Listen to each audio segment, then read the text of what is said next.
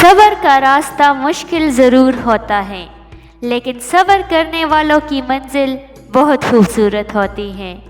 انسان کی فطرت ہے وہ کسی بھی چیز کی دوبارہ قدر کرتا ہے، ملنے سے پہلے اور کھونے کے بعد۔ امید نہ کر اس دنیا میں کسی سے ہمدردی کی، بڑے پیار سے زخم دیتے ہیں شدت سے چاہنے والے۔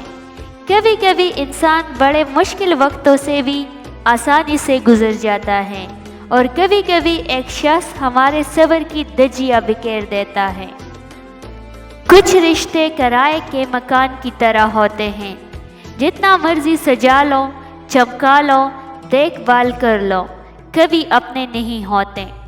جن گھروں میں عورتیں خاموش اور مرد فیصلے کرتے ہیں، وہاں برکتیں راج کرتی ہیں۔